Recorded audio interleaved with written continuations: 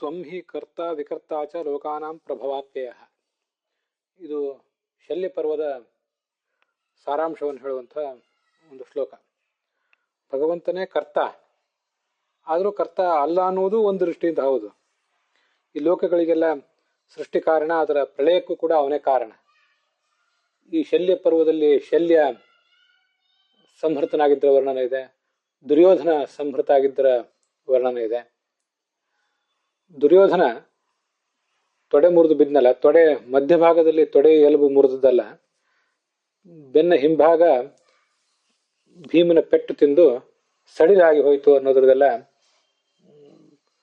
ವೈದ್ಯಶಾಸ್ತ್ರದ ಶರೀರ ರಚನಾಶಾಸ್ತ್ರ ಅನಾಟಮಿಗೆ ಅನುಗುಣವಾಗಿ ಹಿಂದೆ ಅಲ್ಲಿ ನಾವು ನೋಡಿದ್ವಿ. ಆ ಸಂದರ್ಭದಲ್ಲಿ ದುರ್ಯೋಧನನ ಭಂಗಿ ಹೇಗಿತ್ತು ಅನ್ನೋದ್ರ ಬಗ್ಗೆ ಛಲಾರಿ ಮತ್ತು ವಾದಿರಾಜಿಯ ವ್ಯಾಖ್ಯಾನಗಳು, ಭಾವಪ್ರಕಾಶಿಕಾದ ವ್ಯಾಖ್ಯಾನಗಳು ನನಗೆ ಮನಸ್ಸಿಗೆ ಬಂದಿರಲಿಲ್ಲ. ಅದನ್ನೆಲ್ಲ ಅಲ್ಲಿ ವಿಮರ್ಶಿಸಿದ್ದೆ. ಭೀಮ ದುರ್ಯೋಧನನನ್ನ ಧರ್ಮದಿಂದ ಕೊಂದನೋ ಅಧರ್ಮದಿಂದ ಕೊಂದನೋ ಅನ್ನೋದ್ರ ಬಗ್ಗೆ ಬಲರಾಮನಿಗೂ ಭ್ರಾಂತಿ ಬಂದ್ಬಿಟ್ಟಿತ್ತು, ಆಕ್ರೋಶನೂ ಬಂದಿತ್ತು ಭೀಮನ ಬಗ್ಗೆ.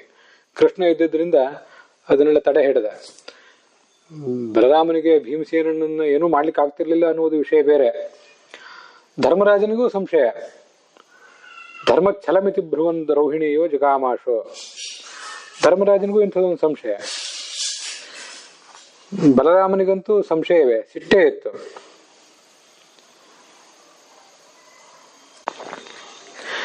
ಭಗವಂತ ಕೃಷ್ಣ ಇದೆಲ್ಲವೂ ಧರ್ಮದಿಂದ ನಡೆದದ್ದು ಅಂತ ಅನ್ನೋದನ್ನ ಎಲ್ರಿಗೂ ತಿಳಿಸಿದ.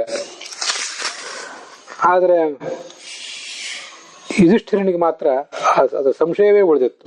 ಯುಧಿಷ್ಠಿರ ಅಪಾಯದರ್ಶಿ ಸದೈವ ಸಸಂಶಯೋ ಭೂತ್ ಸುಮನೋಭಿವೃಷ್ಟ್ಯ. ಜಗತ್ತಿನ ವ್ಯವಸ್ಥೆನೇ ಹೀಗೆ. ಅಲ್ಲಿ ದುರ್ಯೋಧನನ ಮೇಲೆ ದೇವತೆಗಳು ಹೂಮಳೆ ಗರೆದ್ರಂತೆ. ಅದು ಹೂಮಳೆ ಗರೆದದ್ದು ದುರ್ಯೋಧನನಿಗೆ ಭ್ರಾಂತಿಯೇ ಇನ್ನಷ್ಟು ರೂಢವಾಗಲಿ ಅಂತ, ಭ್ರಾಂತಿಯೇ ಗಟ್ಟಿ ಆಗಲಿ ಅಂತ. ಆದ್ರೆ ಅದನ್ನು ನೋಡಿ ಧರ್ಮರಾಜನಂಥವರಿಗೆ, ಬಲರಾಮನಂಥವರಿಗೆ ಕೂಡ ಸಂಶಯ ಬಂದಿದ್ದಿರಬಹುದು. ಭೀಮಸೇನ ಮಾಡಿದ್ದು ತಪ್ಪು ಅಂತ ಕಂಡಿರಬಹುದು. ಆದ್ರೆ ಎಸ್ ಸತಾಂ ಧಾರಕೋ ಧರ್ಮ ಸಸತ್ಯ ಇತಿ ಕೀರ್ತಿತ ಅಂತ ಹಿಂದೆ ಹೇಳಿದ್ದನ್ನ ನಾವು ನೋಡಿ ನೆನಪು ಮಾಡ್ಕೋಬೇಕು. ಈ ಸಂದರ್ಭದಲ್ಲಿ ಸಜ್ಜನರಿಗೆ ಯಾವುದು ಧಾರಕವೋ ಅದು ಸತ್ಯ, ಭಗವಂತ ಯಾವ್ದು ಹೇಳ್ತಾನೋ ಅದು ಸತ್ಯ. ಉಳಿದವರು ಬಲರಾಮನಂತವರು, ಧರ್ಮರಾಜನಂತವರು, ಬಲರಾಮ ಬಲಕ್ಕೆ ಪ್ರಸಿದ್ಧ, ಧರ್ಮರಾಜ ಧರ್ಮಕ್ಕೆ ಪ್ರಸಿದ್ಧ. ಆದ್ರೆ ಯಾರು ಎಷ್ಟು ಹೇಳಿದ್ರು ಕೂಡ ಭಗವಂತನ ಸಂಕಲ್ಪಕ್ಕೆ ಅದು ವಿರುದ್ಧವಾದ್ರೆ ಎಲ್ಲ ತಪ್ಪೇ. ಅದು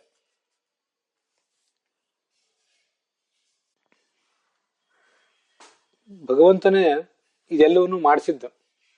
ಈ ದುರ್ಯೋಧನನ ಹತ್ಯೆ ಆದ ಬಳಿಕ ಕೃಷ್ಣ ಪಾಂಡವರ ಸೂಚನೆಯಂತೆ, ವಿಶೇಷತಃ ಧರ್ಮರಾಜನ ಸೂಚನೆಯಂತೆ ಗಾಂಧಾರಿ ಮತ್ತು ಧೃತರಾಷ್ಟ್ರರ ಬಳಿಗೆ ಬಂದು ಅವರಿಗೆ ಸಮಾಧಾನ ಹೇಳ್ತಾನೆ. ಅಲ್ಲಿ ಹೇಳುವ ಪ್ರಸಂಗದಲ್ಲಿ ಧರ್ಮರಾಜ ಕೃಷ್ಣನಿಗೆ ಹೇಳುವಂತ ಮಾತೊಂದಿದೆ. ತ್ವಂ ಕರ್ತ ವಿಕರ್ತಾಚ. ಧರ್ಮರಾಜ ಹೇಳ್ತಾನೆ ಕೃಷ್ಣನಿಗೆ, ನೀನೇ ಕರ್ತ, ನೀನು ಕರ್ತ ಅಲ್ಲ ಅನ್ನುವುದು ಹೌದು. ವಿಕರ್ತ ಅಂದ್ರೆ ಕರ್ತ ಅಲ್ಲ ಅಂತನೂ ಅರ್ಥ ಮಾಡಬಹುದು. ಆದ್ರೆ ಕರ್ತ ಹೌದು ಅಂತನೂ ಅರ್ಥ ಮಾಡಬಹುದು. ವಿಕರ್ತ ಅಂದ್ರೆ ವಿವಿಧಂ ಕರ್ತ, ನಾನಾ ರೀತಿಯಾಗಿ ಕಾರ್ಯ ಮಾಡುವವನು ನೀನು. ಲೋಕಾನಾಂ ಪ್ರಭವಾಪ್ಯಯ, ನೀನು ಈ ಜಗತ್ತಿನ ಪ್ರಭವ ಸೃಷ್ಟಿಗೆ ಮತ್ತೆ ಆಪ್ಯಯಕ್ಕೆ, ಪ್ರಳಯಕ್ಕೆ ಕೂಡ ಕಾರಣ. ದುರ್ಯೋಧನ, ದುಶ್ಯಾಸನ ಅವರೆಲ್ಲರನ್ನೂ ಕೂಡ ಸೋಲಿಸಿದವನು, ಕೊಂದಾಕಿದವನು ನೀನೇ. ಪಾಂಡವರೊಳಗೆ ನಿಂತು ಇದನ್ನು ಮಾಡಿದವನು ನೀನೇ ಅಂತ ಆಚಾರ್ಯರು ಅದನ್ನು ಸ್ತುತಿಸ್ತಾರೆ. ಧರ್ಮರಾಜನಿಗೂ ಅದು ಗೊತ್ತಿತ್ತು. ಕೃಷ್ಣಂ ದ್ಯೂತೆ ನಿಧೇಹೀತಿ ಯದವಾದೀತ್ ಸುಯೋಧನ ತತ್ಪ್ರತಿಜ್ಞಾನುಸಾರೇಣ ಭೀಮೋ ಮೂರ್ಧಾನಮಕ್ರಮೀತ್ ಋಷಭಂ ಮಾ ಸಮಾನಾನಾಂ ಇತಿ ಸೂಕ್ತಂ ದದರ್ಶಚ. ಇದು ತಾತ್ಪರ್ಯ ನಿರ್ಣಯದ ಒಂದು ಶ್ಲೋಕ. ಇನ್ನು ಜೂಜಾಟದ ಪ್ರಸಂಗದಲ್ಲಿ ಎಲ್ಲವನ್ನೂ ಕಳ್ಕೊಂಡಿದ್ದಿ, ಇನ್ನೇನು ನಿನ್ನ ಹತ್ರ ಉಳಿದಿದೆ? ಕೃಷ್ಣನನ್ನೇ ಜೂಜಿಗಿಡು ಅಂದಿದ್ನಲ್ಲ ದುರ್ಯೋಧನ. ಆಗ ನಿನ್ನ ತಲೆಯನ್ನು ಮೆಟ್ಟುತ್ತೇನೆ ಅಂತ ಧರ್ಮರಾಜ ಪ್ರತಿಜ್ಞೆ ಮಾಡಿದ್ನಲ್ಲ ಭೀಮಸೇನ. ಆ ಪ್ರತಿಜ್ಞೆಗನುಸಾರವಾಗಿ ಭೀಮ ದುರ್ಯೋಧನನ ತೊಡೆ ಮುರಿದು ಅವನ ತಲೆಯನ್ನು ಮೆಟ್ಟಿದ. ಭಗವಂತನನ್ನು ನಿಂದಿಸಿದವರಿಗೆ ಆಗುವ ಶಾಸ್ತಿ ಇದು ಅಂತ ಅನ್ನೋದನ್ನು ತೋರಿಸಿದ. ಮತ್ತು ಋಷಭಮ್ಮ ಸಮಾನಾನಾಮ್ ಅನ್ನುವಂತಹ ಸಪತ್ತಘ್ನ ಸೂಕ್ತವನ್ನ, ಋಷಭ ಸೂಕ್ತವನ್ನ ಪಠಿಸಿದ ಕೂಡ ಅಂತ ಬರ್ತದೆ. ತಾತ್ಪರ್ಯ ನಿರ್ಣಯದಲ್ಲಿ 28ನೇ ಅಧ್ಯಾಯದ 79ನೇ ಶ್ಲೋಕ ಇದು. ಇದನ್ನು ಕೂಡ ನಾವು ಪಾರಾಯಣಕ್ಕಾಗಿ ಬಳಕೆ ಮಾಡ್ಕೊಳ್ಬಹುದು. ಹೀಗೆ ಕೃಷ್ಣನೇ ಕರ್ತ, ಕರ್ತ ಅಲ್ಲ ಅಂದ್ರೂ ಸರಿಯೇ, ವಿವಿಧವಾಗಿ ಕರ್ತ, ನಾನಾ ರೀತಿಯಾದ ಕರ್ತೃತ್ವ ಅನ್ನೋದಿದೆ. ಪರಾಸ್ಯ ಶಕ್ತಿ ವಿವಿಧೈವ ಶೂಯತೆ ಸ್ವಾಭಾವಿಕಿ ಜ್ಞಾನ ಬಲಕ್ರಿಯಾಚ ಅಂತ ಆ ಭಗವಂತನ ಶಕ್ತಿ ವಿವಿಧವಾದ ಶಕ್ತಿ ಇದೆ ಆತನಿಗೆ, ಸ್ವಾಭಾವಿಕವಾದ ಜ್ಞಾನವಿದೆ, ಬಲವಿದೆ ಅಂತ ಅವನಿಗೆ ಪ್ರಶಂಸೆ ಮಾಡಿದೆ ವೇದವಾಕ್ಯ.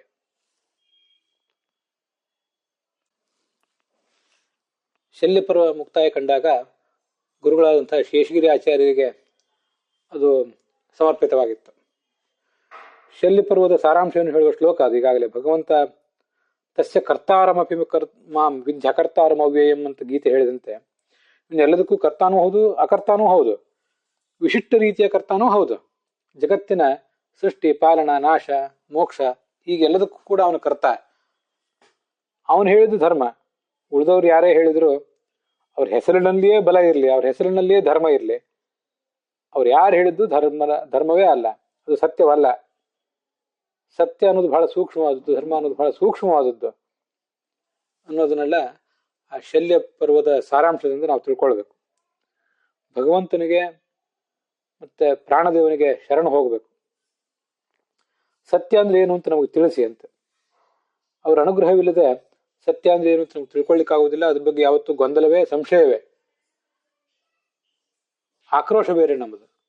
ನಮ್ಮದೇ ತಪ್ಪಿದ್ರೂ ಇನ್ನೊಬ್ಬರ ಬಗ್ಗೆ ನಮ್ಮ ಆಕ್ರೋಶ. ಇಂಥವೆಲ್ಲ ನಮ್ಮ ದುರ್ಗುಣಗಳನ್ನು ನಾವು ಪರಿತ್ಯಜಿಸಬೇಕು. ಇದೆಲ್ಲ ನಮಗೆ ಈ ಶಲ್ಯ ಪರ್ವದ ಸಾರಾಂಶದಿಂದ ತಿಳಿಯುತ್ತದೆ. ಭಗವಂತನ ಗುಣಾನುಸಂಧಾನವೂ ಕೂಡ ಆಗ್ತದೆ. ಅಲ್ಲಿಗೆ ಈ ಭಾಗ ಸಮಾಪ್ತವಾಗಿದೆ.